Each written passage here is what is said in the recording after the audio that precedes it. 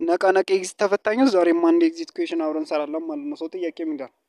In computer networking, dash refers to how various nodes, devices, and connections on your network are physically or logically arranged in relation to each other. A network layer, B network installation, C network protocol, D network topology. So መልሱ ምንድነው የሚሆነው? ኔትወርክ ቶፖሎጂ ነው።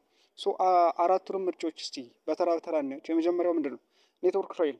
ኔትወርክ ላየር እንግዲህ ከኦኤስአይ ሞዴሎች ውስጥ ወይም ደግሞ ኦፕን ሲስተም ኢንተርኮኔክሽን የምንላቸው ሞዴሎች ውስጥ አንዱ ነው። ኦፕን ሲስተም ኢንተርኮኔክሽን ሞዴሎች የምንላቸው ለምሳሌ አፕሊኬሽን ላየር፣ ፕሬዘንቴሽን ላየር፣ ሴሽን ላየር፣ ትራንስፖርት ላየር፣ ኔትወርክ ላየር፣ ዳታ ሊንክ ላየር ኤንድ ፊዚካል ላየር ነው። እንግዲህ አንድን ነገር ከሴንድ ስናደርግ ወይም አንድን ዳታ ሴንድ ስናደርግ የሚከተላቸው ስቴፖች አሉ ማለት ነው። ሶ እነዚህ ኦኤስአይ ሞዴል ተብሎ ቲሲፒ ሞዴል የምንለው አለ። ግን ከኦኤስአይ ሞዴል ውስጥ ከሴንደር ወደ ሪሲቨር ከሆነ በአምስተኛ የሚገኝ ነው።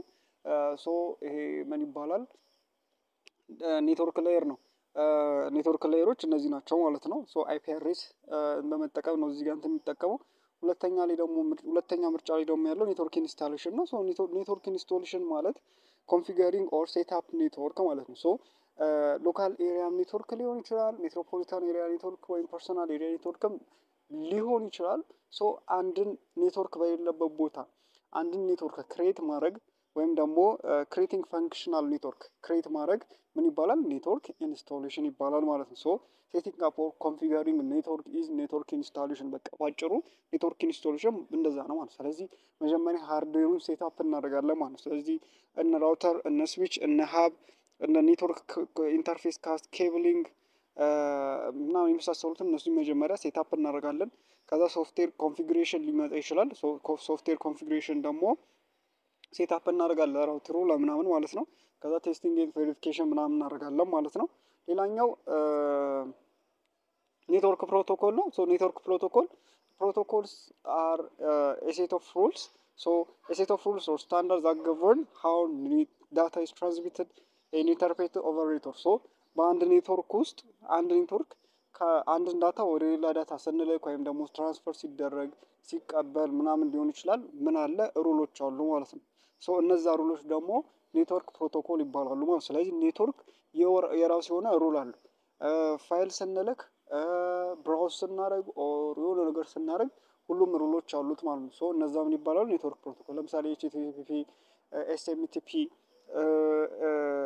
ፋይል ትራንስፈር ፕሮቶኮል ምናምን የምንላቸው ቲሲፒ የመሳሰሉት እነዚህ ፕሮቶኮሎች አሉ። ሶ እነዚህ ፕሮቶኮሎች ኔትወርክ ፕሮቶኮል ይባላሉ።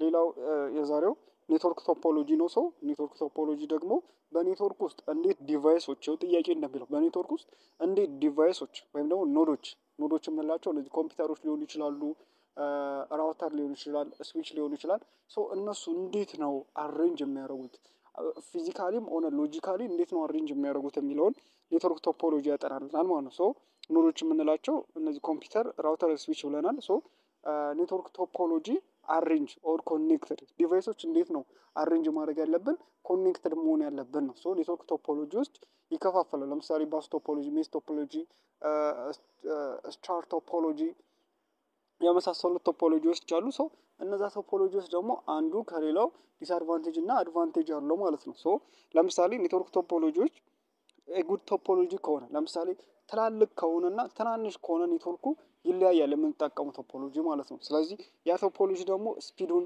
ሴኩሪቲውን እና ኢፊሸንሲውን ያሻሽልልናል ማለት ነው። የምንጠቀመው ቶፖሎጂ አይነት ስፒዱን፣ ሴኩሪቲውን ምናምን ሊያሻሽልልን ይችላል እና ደግሞ ፕሮብሌም ከተገኘም ቶሎ ፊክስ ለማድረግም ኔትወርክ ቶፖሎጂ ውስጥ ይጠቅማሉ ማለት ነው። ሶ ኔትወርክ ቶፖሎጂ ሁለት አይነት ነው ማለት ነው።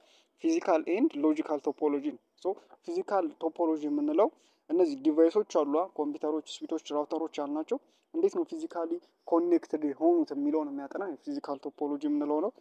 ሎጂካል ቶፖሎጂ ደግሞ ሃው ዳታ ሙቭስ ቢትዊን ዲቫይስ። ሶ ዳታ እንዴት ነው ሙቭ የሚያደርገው የሚለውን ሙቭ የሚያደርገው ነው የሚለው ይሄኛው ሎጂካል ቶፖሎጂዎች ያጠናሉ ማለት ነው። እነዚህ ፊዚካል እና ሎጂካል ቶፖሎጂ መባል ይታወቃሉ ማለት ነው። ስለዚህ እነዚህ ባስ፣ ስታር፣ ሪንግ፣ ሜሽ፣ ሃይብሪድ የመሳሰሉት ቶፖሎጂ አይነቶች ከፊዚካል ቶፖሎጂ ሲመደቡ ፖይንት ቱ ፖይንት፣ ኢተርኔት፣ አይፒ ራውቲንግ፣ ቶክን ሪንግ ደግሞ እነዚህ ሎጂካል ቶፖሎጂ ነው። ሶ ሎጂካል ቶፖሎጂ እንዴት ነው ዳታ ፍሎ የሚያደርገው? ስለ ፊዚካል አገባው ዳታ እንዴት ነው ፍሎ የሚያደርገው?